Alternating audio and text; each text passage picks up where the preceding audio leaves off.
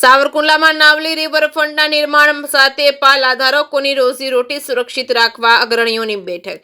સાવરકુંડલા શહેરની આર્થિક જીવાદોરી સમાન અને આસપાસના 80 થી વધુ ગામડાઓ માટે ખરીદીનું મુખ્ય મથક એવી નાવલી બજારના અસ્તિત્વને લઈને શહેરના વિવિધ સમાજના અગ્રણીઓને પાલાધારકોની એક વિશાળ બેઠક યોજાઈ હતી। તંત્ર દ્વારા રિવરફ્રન્ટના નિર્માણ માટે જે નોટિસો આપવામાં આવી છે તેના સંદર્ભમાં હજારો વેપારીઓના ભાવિ અને આજીવિકા અંગે ગંભીર ચર્ચા કરવામાં આવી છે। આ બેઠકમાં વક્તાઓએ ભારપૂર્વક જણાવ્યું હતું કે સાવરકુંડલાની આ બજાર માત્ર શહેર પૂરતી સમિત નથી। અહીં દાયકાઓથી આસપાસના ગ્રામ્ય પંથકની જનતા ખરીદી કરવા આવે છે। શહેરના સમગ્ર વેપારનો મોટો આધાર પાલાધારકો પર રહેલો છે, જે વૈકલ્પિક વ્યવસ્થા વગર આ બજારને અસર થશે।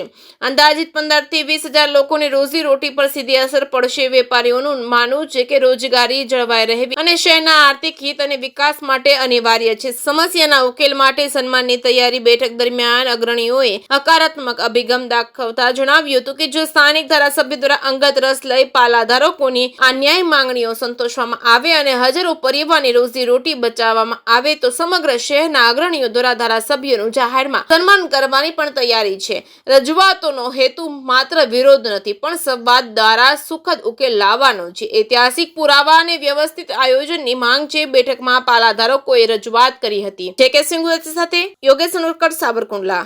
મારું છે અશોકભાઈ, નામ અશોકભાઈ નનજીભાઈ કાલરિયા સોલંકી અને કોળી સમાજનો હતો। મેં આજથી 3 વર્ષ પહેલા મેં જગ્યા લીધી અને મારું મકાન મેં ગીરવી મૂક્યું।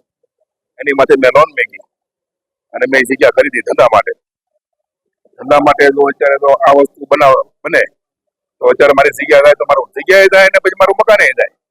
એની જગ્યામાં તમે 7 જણા પેટ ભરી શકાય। માંગણી એવી મારી વિનંતી છે આઈને અમને જો સરકાર એવી માને નહીં આઈને એમને હાથે થોડીક થોડી જગ્યા છે એ મારી ધર્મ વિનંતી છે। મારું નામ ભાવેશ એમ મોરી, હું પાલા બજારમાં સાવરકુંડલામાં બેસું છું। અમારા આ 3જી પેઢીથી હું બેસું છું, મારી 3જી પેઢી છે એમાં, અને વર્ષોથી અમે બેસીએ છીએ। સરકારે જે આ નિર્ણય લીધો છે એ ખોટો લીધો છે। અમે કોઈ ગેરકાયદેસર એમાં દબાણ કરેલા નથી। વર્ષોથી અમે બેસીએ છીએ અને સરકારને અમારી એવી રજૂઆત છે કે આનું યોગ્ય નિરાકરણ લાવી અને અમારો વ્યવસ્થિત રસ્તો કરે। અને આની અંદર 15 થી 20,000 માણસની રોજીરોટીનો સવાલ છે। આ કાંઈ એક દિવસનો પ્રશ્ન નથી। પછી આ બધા માણસો જાશે ક્યાં? સરકાર આગળ એવી જ માંગણી છે કે આનો યોગ્ય રસ્તો કાઢીને જો અહીંયા થતું હોય તો આ બોટાદની અંદર છે, ઘણી જગ્યાએ નદી કાંઠે જ છે અને આ પાલીતાણામાં છે, નદી કાંઠે જ બીમ કોલમ ઉપર બનીને બધું થઈ શકે એમ છે। અહીંયા બધી જ વ્યવસ્થા થઈ જાય એમ છે, બીજે ક્યાંય જવાની જરૂર નથી। વિકાસ કરો પણ તમે બીજાના રોટલા અભડાવીને વિકાસ કરો ને, એ ખોટી વાત છે। વ્યવસ્થિત તમે આનું આયોજન કરીને કરો।